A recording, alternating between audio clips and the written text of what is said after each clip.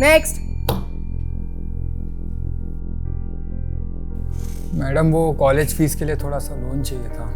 आपका पूरे फैमिली का Aadhaar card, PAN card, passport, birth certificate, death certificate, debit card और ये सारे फॉर्म्स मंडे तक भर के लाओ। 2-3 हफ्ते में पता चलेगा अप्रूव होगा कि नहीं। Okay madam, thank you. Next. भैया लोन चाहिए क्या? लोन? हाँ भैया चाहिए। तो ये फॉर्म भी भरना छोड़ो, इंस्टेंट कैश मिलेगा।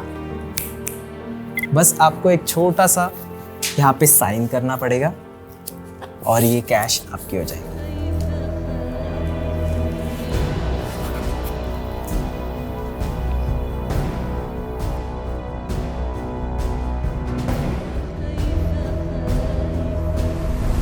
Loans, meant to be a tool of social mobility, a bridge to a better life. That's what we've heard and seen most of our lives, right? I've got a question. What happens when this tool becomes a weapon? A weapon to prey on the vulnerable and desperate and the innocent. In today's video, we unravel the underbelly of the Chinese loan app crisis in India.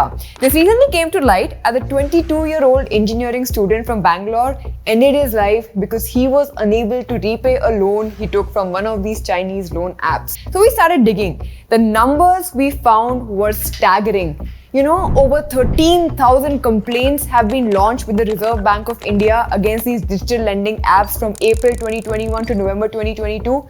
52 Indians have committed suicide and an estimated 500 crore rupees has been fraudulently extracted from Indians through these apps. So the question is, how exactly does this Chinese loan app mafia operate? Well, there's an entire organized network of these fake Chinese fintech apps, call centers, and shell companies dedicated to target and exploit vulnerable Indians. The roots of this predatory lending, though, can be traced all the way back to China's peer-to-peer lending crisis, which took place between 2015 to 2018. Peer-to-peer lending or online lending is basically a method of debt financing that directly connects borrowers, whether they are individuals or companies, with lenders online. According to a Bloomberg report, there was a massive rise and fall of these lending apps in China, where loans worth $192 billion were promised to over 50 million registered users. This P2P lending essentially became a nexus of criminal activities, including online betting, online gambling, cryptocurrency transactions, lotteries, Ponzi schemes, and all sorts of illegal activities.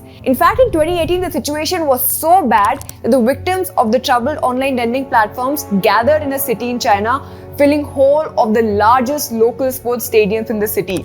In 2019, another investigation called Fox Hunt was also launched that spanned across 16 countries in operation. Under this operation, Chinese police froze assets of 380 P2P lenders worth almost $1.5 billion, and 16 people went to jail. Even with all this crackdown on these peer-to-peer lending scams, the problem still persists, and now a lot of these predatory Chinese apps have found their way to India. A lot of them try to look legitimate by working around the law by partnering with Indian non-banking financial companies or NBFCs, which are basically financial institutions that offer most bank-like services but do not hold a banking license. So this is exactly how they work in 3 different stages.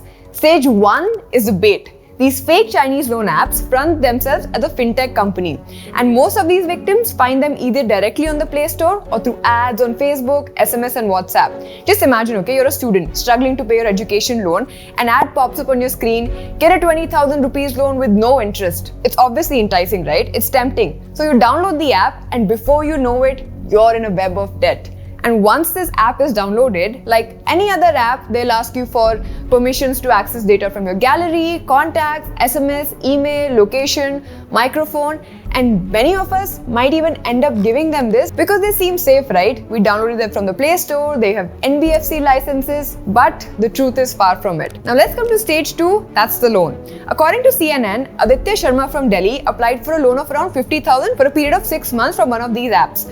But when the loan was dispersed, Aditya Sharma only got 2,500 rupees, and the deadline for repayment was within 5 to 6 days only. Which brings me to stage 3, the repayment. On the 6th day, this gentleman woke up to 50 messages, multiple calls from different numbers asking him to repay the loan immediately. These agents who called him were threatening to release his data if he fails to pay within the given time. The loan app agents even sent him screenshots of his contact list to show that they were not bluffing. Aditya Sharma alone ended up losing almost 67 lakhs because of these apps. And in situations when the victims were late to repay or don't repay this amount, morphed images of them and their family members are leaked to their contact list. In fact, a situation like this pushed one of the victims in Mumbai to end his life. The situation is horrible, but there have been some actions taken by the government to solve this. In 2022, the Reserve Bank of India tightened norms for these lending apps, and the government took action against more than 400 mobile apps and 50 NBFCs under the Prevention of Money Laundering Act. On 5th February this year, Ministry of Electronics and Information Technology banned 232 betting and lending apps on the recommendations from the Ministry of Home Affairs. But this does not mean that you are not at risk. You still have to be very careful. Do not click on shady ads. Check for physical addresses whenever you come across these lending apps and cross-verify. See if the app is registered with RBI, and even after all of this, still be extremely careful. That is it for today's video. Stay safe, stay informed about how to protect yourself from situations like this, and make sure to subscribe to AevyTV for more insightful content like this.